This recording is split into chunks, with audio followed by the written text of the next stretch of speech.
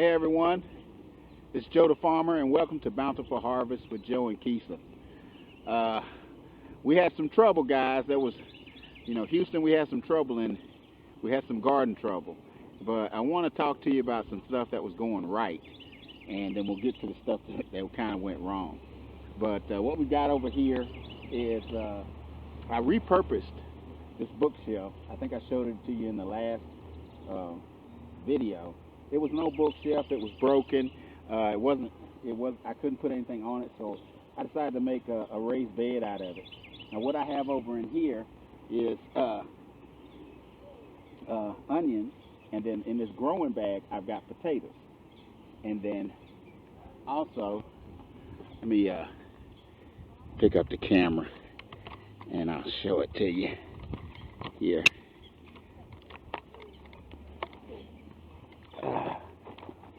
Yeah, like I said, I got my onions growing in here. You can see them right there. And right over here in this area right here is where I've got, there's a potato right there. I got to cover that one up a little bit more. But here's the curious thing, guys. While I was planting these, I saw these two little plants right here, which I'm pretty sure that they're watermelons. Because, I had watermelons growing in this field earlier. But let me bring you back over here. As you can see, this soil here is a little bit darker. And what I did, what I planted is corn. This whole dark row here is going to be corn. And I sowed them directly into the ground because I've been watching some other YouTube videos. And let me put my camera back up here so you can see me.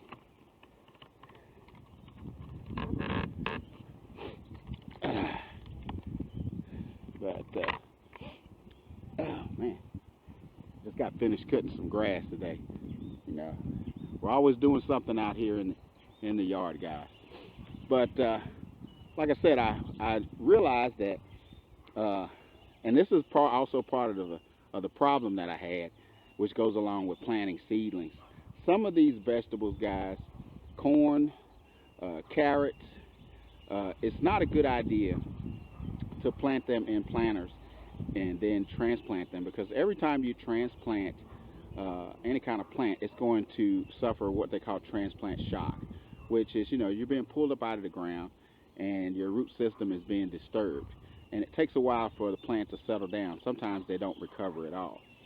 But corn is one of those that I've realized that in my area, I should just plant them directly into the soil and not in the planters. Now, I did get one plant to sprout, but realizing that it wasn't going to be big enough, and then when I transplanted it, it might not have survived, or it might have suffered shock and not produced as good a harvest as what we're hoping for.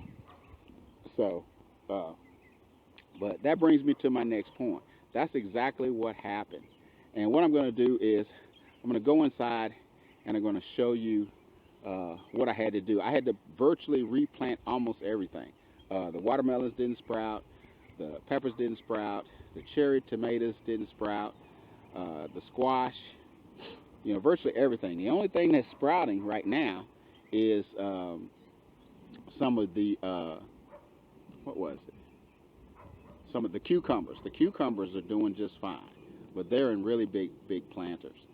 But like I said, let me take you inside and show you the setup, because I've got some other tips to share with you about planting your seeds indoors, and some of the things that you need to do to ensure that you will grow them. They will grow healthy and strong, so that when you do transplant them into your garden beds, they don't suffer from as much shock. So we're going to go right into that in just a minute. And we're back. So what I've got here is all of my seedlings that I planted, guys. Everything.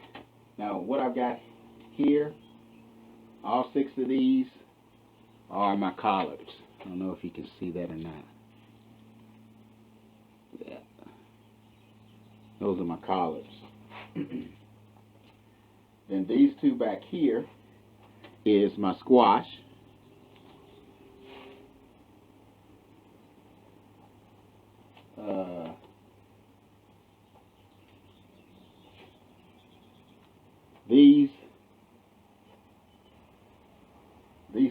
right here are my cherry tomatoes. And then these two right here are my cantaloupe. I've got still got some more seeds, so I may plant some more. I may stagger these. Now, this pot right over here is the regular watermelon, and then this one over behind here, I don't know if you can see that or not.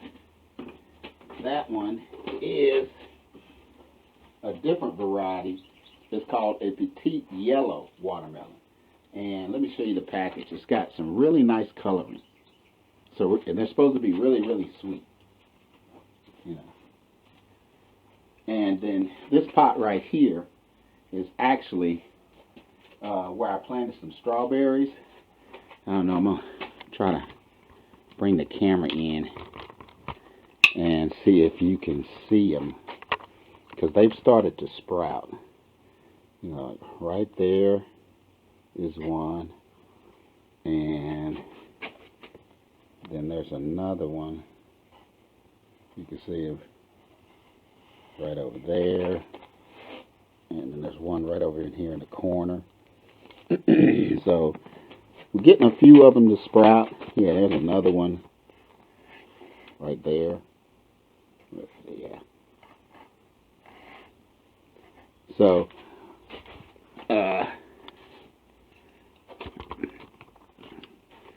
like I said, we got, oh Lord, camera's not working. There we go. So we've got, you know, some stuff going on. But the other thing that I wanted to share with you is I saw some of the video on some of the worst mistakes. And let me pull this up a little bit because you want to be able to see. But yeah. But one of the worst mistakes you can make is when you're planting them. Not only making sure that you put them in planters that are big enough. These particular planters here are almost what would be considered the perfect size.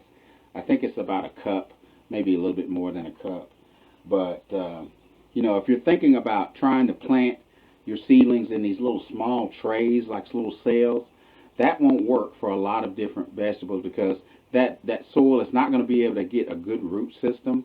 And again, we're talking about transplant shock. When you transplant it from those small cells into something bigger, you're going to shock it.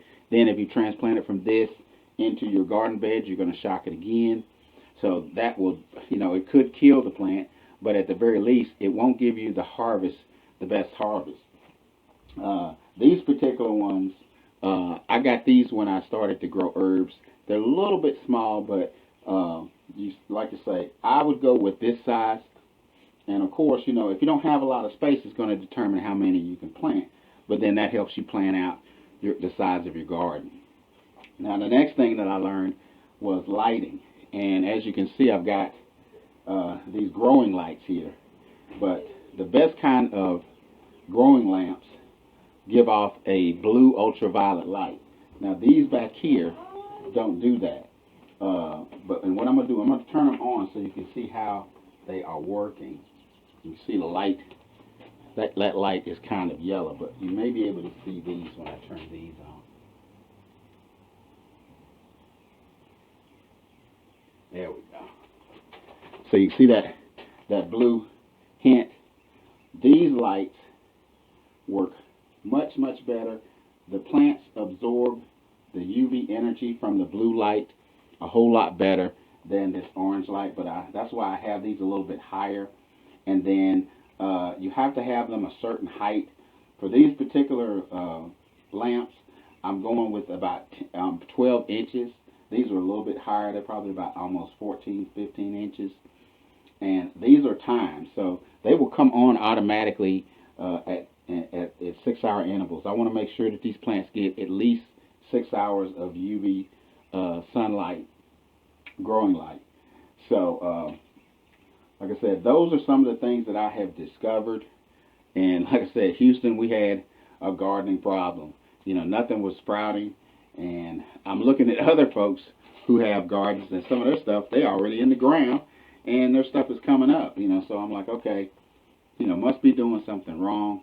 But as always, we're learning as we go, guys. And what I want to do is just share things that are happening in this journey, the things that are going right, the things that are going wrong.